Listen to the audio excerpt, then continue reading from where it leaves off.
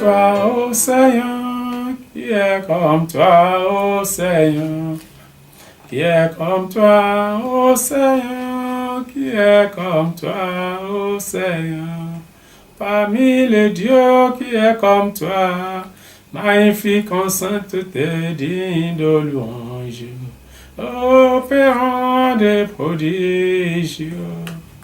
Prions. Éternel de toute pensée, de bonté, merci pour ce jour-ci, le jour que tu as fait. Te remercions, te glorifions car c'est toi le Dieu de vie. Manifeste-toi puissamment ce moment-là.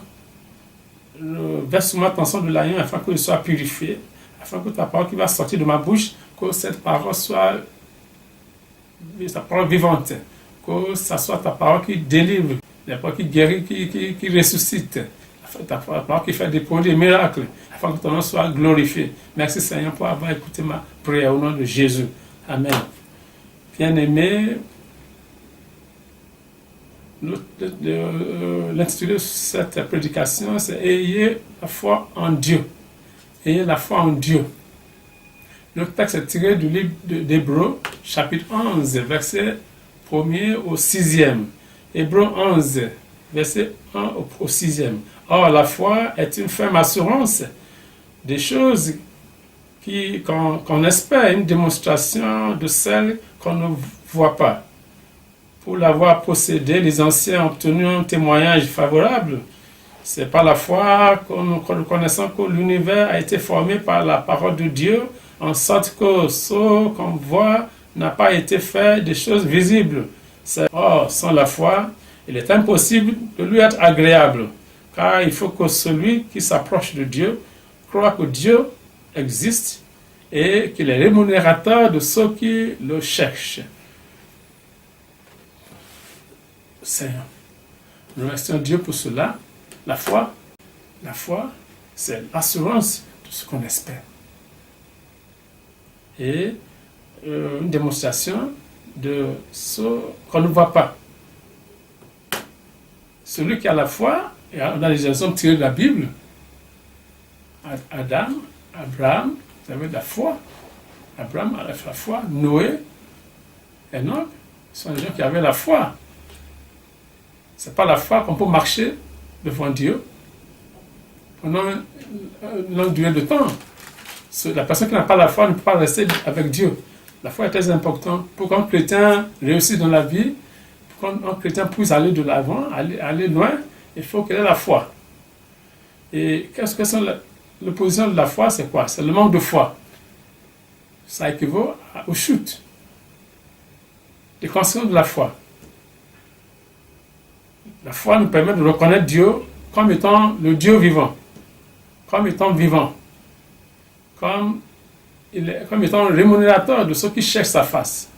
C'est comme on vient de dire dans le livre d'Hébreux, chapitre 11. Il faut qu'on ait la foi parce qu'on reconnaisse le fait que Dieu est Dieu. C'est lui le seul unique Dieu. C'est lui notre sauveur. Qu'il n'y en a pas d'autre. Ça, c'est la foi. La foi aussi nous permet d'être patient. Pour pouvoir marcher avec Dieu, il faut être patient. Il faut avoir la foi qui nous permet d'être patient. Il faut être patient avec Dieu.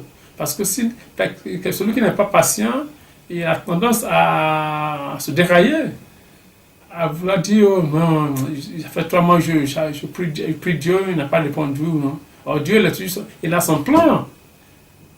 Il a son moment opportun pour répondre aux prières de ses enfants. Non, il faut persister, il faut être patient dans la prière, dans les louanges, dans le cantique, dans le remerciement. Donc, il faut avoir tout ça, c'est important. Et la foi aussi nous permet d'étudier la parole de Dieu. Celui qui n'a pas la foi ne peut pas étudier la parole de Dieu. Celui qui n'a pas la foi n'a pas d'espérance, n'a pas d'espoir. Non, mais celui qui a la foi, sa foi le guide à étudier la parole de Dieu. Parce que la parole de Dieu, c'est ça qui nous permet de connaître Dieu. C'est la volonté de Dieu. C'est le désir de Dieu, le plan de Dieu pour notre vie. Donc, c'est la foi qui nous permet de pouvoir étudier et de méditer sur la parole de Dieu jour et jour. C'est très important. Cherchant à avoir la foi vivante. Et aussi, c'est la part de Dieu, la foi qui nous accorde la grâce d'espérer avoir accès au royaume des cieux. Quand vous avez la foi en Dieu, vous savez que vraiment, vous avez l'espoir d'accéder au royaume des cieux. Parce que Dieu, il est toujours là. Ceux qui ont la foi, ils espèrent, ils patientent, ils espèrent, ils savent que Dieu, il est toujours, il n'oublie pas ses promesses. Il est juste, il est sincère, il va remplir, tout ce qu'il a promis à chacun de nous, Dieu va le faire. Dieu n'est pas homme, il est vivant, il est Dieu. La Bible dit Dieu n'est pas homme, il n'est pas homme, qui se repentira de ce qu'il a dit. Il va accomplir toutes ses promesses pour nous. Donc, il ne fait aucune promesse sans l'accomplir. Donc, ayez la foi en Dieu. Et avec cela, tout cela bien pour vous. Rappelez-vous, pour conclure, Hébreux 11, verset 6 dit, Dieu est rémunérateur de ceux qui cherchent sa face. Et je voudrais terminer en vous citant deux exemples. Joseph, dans le livre de Genèse, chapitre 39, verset 9, au 10e.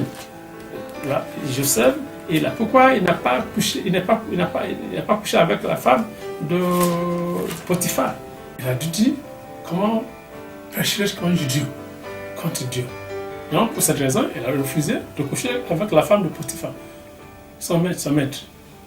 La femme avec le père de la paix du sang, dans Marc chapitre 5, à partir du verset 25, elle s'est dit, si je pourrais toucher son vêtement, je serais pieux.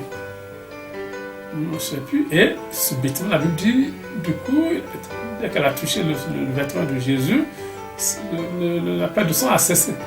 Donc voilà, c'est la foi. La femme avait la foi, Joseph avait la foi. Donc marchons avec Dieu dans la foi. Et les rémunérateurs de ceux qui cherchent sa face. Donc soyons patients avec Dieu, remerciez-le, ayez foi en Dieu et vous allez prospérer. Vous aurez la joie, vous aurez l'abondance. Au nom de Jésus. C'est l'occasion pour moi de prier pour vous qui écoutez le son de ma voix. À force d'avoir la foi en Dieu, Dieu vous bénira. Il bénira vos familles, toutes les nations représentées. Dieu vous bénira tous. La paix de Dieu régnera dans tous les pays. Au nom de Jésus. Amen.